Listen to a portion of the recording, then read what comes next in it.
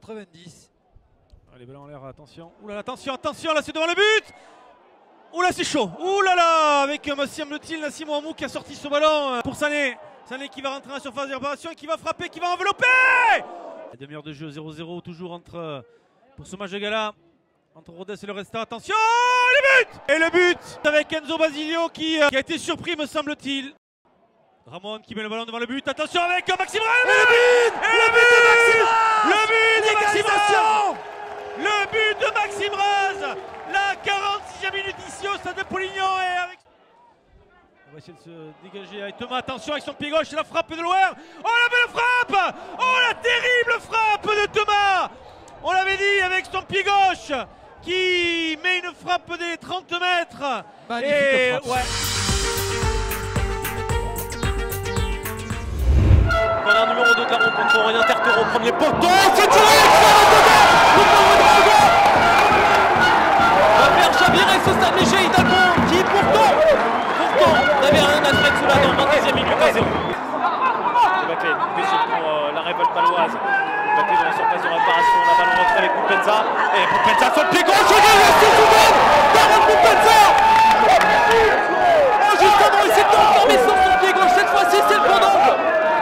Pas le temps de se remettre de ce but que dans la foulée 30 secondes plus tard, Poupenza confirme avec Raichi.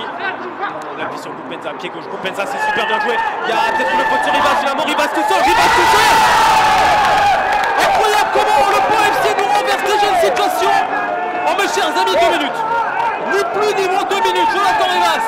Il y a du potentiel technique, il y a du potentiel athlétique, il y a du potentiel tactique. Attention aussi là à distance. Oh le poteau de Matsila. C'est pas que c'est le bon, mais c'est mon analyse. Tous les points de vue sont bons tant qu'ils sont défendus. On va dire ça comme ça aussi. Simon Dia dans la surface de réparation. Simon Dia toujours la balle en retrait, voilà. C'est simple, c'est très simple sur cette action. C'est ce qu'on attendait, c'est ce qu'on voyait des Palois.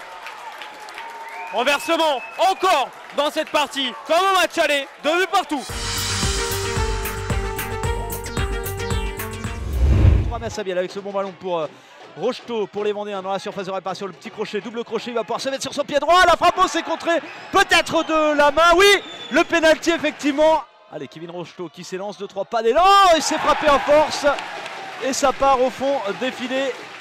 Les Herbiers qui ouvrent donc le score ici au stade Massabielle sur pénalty. Kevin Rocheteau, oh la bonne prise de balle là et on a bien lancé Soli qui va pouvoir se mettre sur son pied droit, c'est contré, ça file dans la lucarne, l'égalisation marseillaise, cette frappe de Soli hein, je crois, Mohamed Soli. Et Créteil se neutralise donc un but partout, Lyon-Duchère Dunkerque c'est dû à 0-0 et attention à Massabielle, oh il est hors jeu, non, eh bien il est validé, Florian David qui sert dans la surface de réparation, c'est donc Rocheteau, minute et donc deuxième but vendéen et deuxième but de Rocheteau d'entrée. Et là le penalty décidément sur cette faute sur Tamboura. Mohamed Soli face à Mathieu Pichot. Et bien ça va au fond, le contre-pied parfait.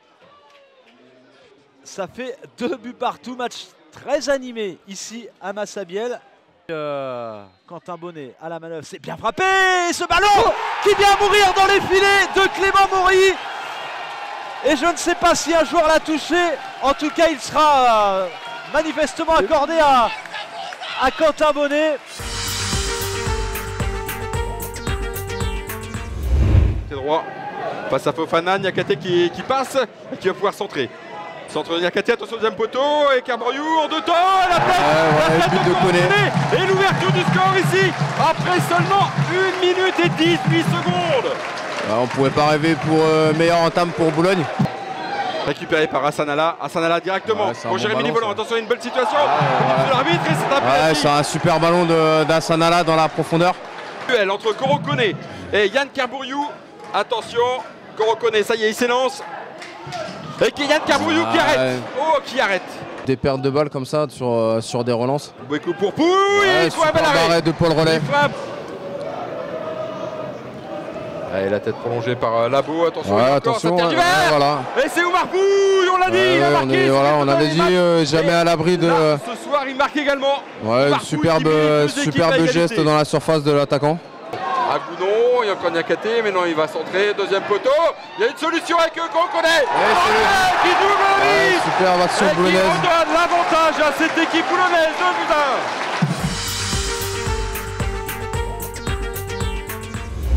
S'annonce dantesque avec ce coup franc qui est pas mal frappé, la tête. Oh, ça tape la barre transversale, la première grosse occasion. Finalement vers Salimoisini, la frappe de Salimoisini, oh, qui passe juste à côté. C'était encore Huisman qui était là derrière, qui était vigilant. Et encore Timité qui va mettre la pression.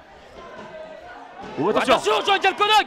Oh, Jean-Michel Konog, il y a Timité mais non, avec le ballon pour cette équipe de Dunkerque. Oh, le but.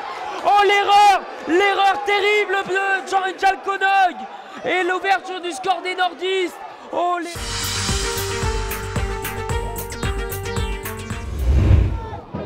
Allez, Anthony Soubervi qui va mettre ce ballon dans la boîte. La tête de la salade de Couré, c'est sur la transversale. C'est mis en place et Soubervi qui a pu tirer avec la tête de Kevin Lefebvre. Oh, quelle parade! Qui est le maintien côté Avranches. Ah ouais, aucun problème d'état d'esprit pour les Avranchinais. Attention, peut-être un problème technique avec Jamal Thiaré, la reprise et l'ouverture du score. L'ouverture du score d'Avranches sur ce temps un petit peu sur ce flottement de la défense camblisienne. Et c'est Mamadou Ndiaye qui va mettre ce ballon au fond.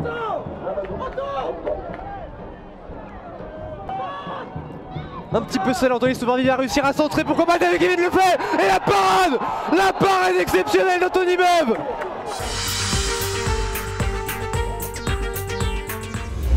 C'était presque bien fait. Il y a une possibilité là vraiment pour Laval, la tête et l'ouverture du score signé Patrick Etchemi. Encore lui, on parlait de cet homme, l'une des 3 recrues du mercato d'hiver. Il fait beaucoup de bien à son équipe. 3e but inscrit par l'ancien attaquant du Paris FC. Le centre au cordeau parfait, la tête au premier poteau et ça fait mouche 1-0 pour Laval. Etinov, Bozetti à nouveau. Scaramozzino qui allonge. Etinov n'a pu être plus prompt et puis surtout il y a eu un peu de casse juste avant qu'il puisse relever. Oh, le carton rouge. Et le carton rouge brandi par Monsieur Delpech. Geste d'Abou Demba qui retient Bozetti avec le bras. Corner pour Elogo. Attention la tête et l'égalisation de Grenoble. Signé Pinto Borges. Le guerrier au milieu de terrain, l'expérimenté, le vice-capitaine qui s'en va placer son coup de boule et permettre au Océan d'égaliser. Un peu contre le cours du jeu. On le rappelle, Grenoble est à 10 depuis 10 minutes désormais. Et Grenoble, eh bien, au forceps, arrache l'égalisation. Vu le contexte. Et voilà, c'est terminé, match nul, un but partout dans ce choc du national entre Laval et Grenoble. Laval qui avait ouvert le score en première période par Patrick Etchemi. Et Grenoble qui a donc égalisé au forceps.